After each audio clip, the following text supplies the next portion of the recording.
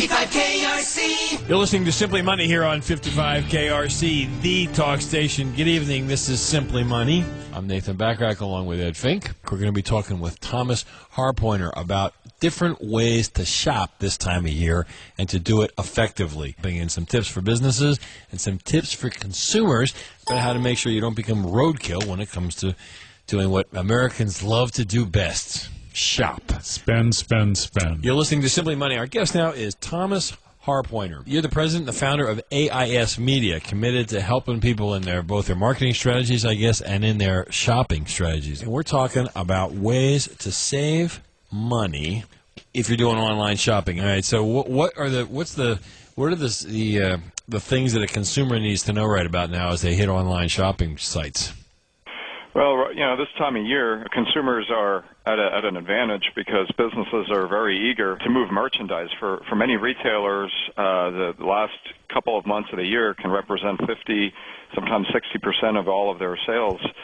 For consumers, that's, of course, good news. This is a buyer's market. Now, with the downturn of the economy, these retailers are even more anxious to move their products than ever before. Many are doing post-Christmas sales now. So for people who have a lot of money to spend, the best deals are definitely to be found this time of year. How are internet sales this year compared to last year? Are they continuing to increase? Well, that's a funny thing. Retail is flat, but e-commerce has grown 5 times the rate of retail. Wow. So a large part of that has to do with the fact that consumers are now using their computer as their primary window shopping device rather than fighting the mall crowds, and they kind of got used to the high fuel prices of the summer. They got online. They're letting their fingers do the walking before they even go into the store. They're looking for the best products, the best prices, ratings, and reviews online. So by the time the consumer hits the store, many of them already know what they're looking for. Pretty darn smart, aren't they, huh? Oh, yeah. And as we get closer to Christmas, the brick and mortars start taking over, don't they? Well, as closer we get to Christmas is the rare time of the year when the brick and mortars have a little bit of an advantage over their online counterparts, and that's mainly due to the fact that consumers become a little worried that products they order may not arrive on time, or that they're broken, or it's not what the product may not be what they expected, and of course. If something shows up at your doorstep the day before Christmas, it's a little bit late to return it via postal mail. So the brick and mortar counterparts tend to gain a little bit of an advantage over the online retailers. Yeah, I got my own little rude awakening. Fortunately, my kids aren't listening to the show, but I went looking around for one of those video game boxes made by Nintendo, and all of a sudden it was like, they just don't exist right now, or maybe I could spend Grand Theft Auto for them, and I was like, oh, wow, this is, might forget the bricks and clicks, I just can't find the darn thing anywhere. So I know at least one category that must be selling pretty good this year. Other than that, I'm not so sure. Video game consoles are doing great. For Sony, the PlayStation is what's keeping the company afloat right now. More consumers are spending time at home. They're not going out to fancy dinners and excursions and vacations as much. So, it's no irony that, video game sales are going to do well. Movies, DVDs, they're doing fine. If you pay a little bit more at the local store, an extra $5 might be the thing to do to make sure that you get the product on time. It's important that retailers understand that consumers are smarter. And the best retailers that have also an online strategy are going to have an advantage all around. Many large retailers today give consumers the option of ordering the product online and delivering that product or picking that product up at the store or having it delivered right to their front door. That gives consumers extra confidence knowing that the product could be shipped to their house for added convenience, but if it's not what they want or if there's a problem with it, they can actually return the product at the local store. All right, so here's a question I got for you. Whenever I do this online checkout, then I get to the point where they're looking for the secret code. Do you have the promo code that will Do you have the coupon that everybody else in the world has, except me? You're not aware of? Yeah. So what's my solution over there? Well, those coupon codes come in real handy. They do.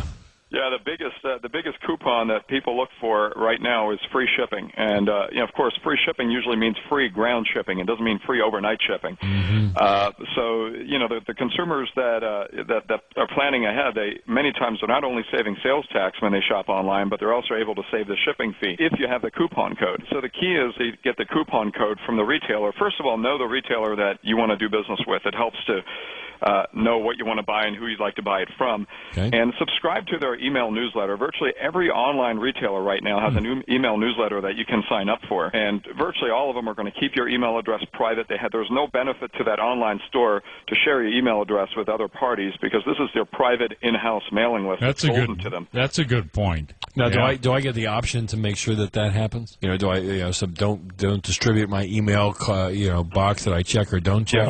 I guess. Many cases you do. It's when you sign up for the email newsletter, they will usually give you a box that you can check. May we share your information with third parties or not? So if that's a concern, simply leave that box unchecked or make sure they don't. But sign up to the company's email newsletter for sure because email is cheap. Less than a penny per email sent. More retailers are using email than ever before versus postal mail or magazine or newspaper ads. And the second thing is if you don't have the email code or, if you don't subscribe to the newsletter but you'd like to find a code anyway, go to Google, go to a search engine like Find.com. Find.com is a good place to find discounts and codes and coupons for just about anything. So let's say you're looking for that Nintendo Wii at a certain store. There may be no coupon code available, but it doesn't hurt to check. Take a minute, go to Find.com or go to Google, do a search for coupon codes or Wii coupon codes.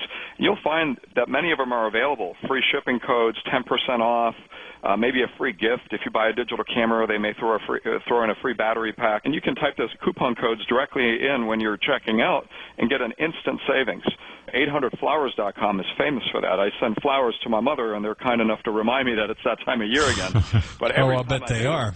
Well, every time I do send those flowers, though, first thing I'll do is do a search for 800flowers.com coupon codes. I always get 10 or 15% off just by searching for that coupon code. All right, so now I've done my research on the internet, and I get exactly what it is that I want, and yet somehow when I get it, it doesn't fit. The sweater that was supposed to be perfect. How do I return this least expensively? Because all of a sudden the convenience of online shopping, as my staff will tell you, starts to build up into boxes sitting underneath my desk. Yeah, that's right. The biggest catch is the returning. The number one reason why people won't buy certain products online because they're a hassle to return, like shoes or sweaters, what have you. The key is to read the return policy before you buy, especially when it comes to products that are updated frequently, like cameras or clothes that go out of style. Those type of retailers can't offer as flexible of a return policy as others. So if there's only a 10 or 14-day return policy, it's important that you take that into consideration before you buy the product, because if the return policy expires before you give the gift, if the recipient doesn't like the gift and can't return it, they're going to give it back to you and you're going to be stuck with it. Oh, great. So, know what the return policy is before you order that product online. And if it's not clear, call the company or, shop elsewhere. Yeah, I appreciate that. Thomas, thank you very much for joining us. Visit us again sometime. Give us some tips for businesses. I think businesses would love to learn how to do more business on the Internet as well.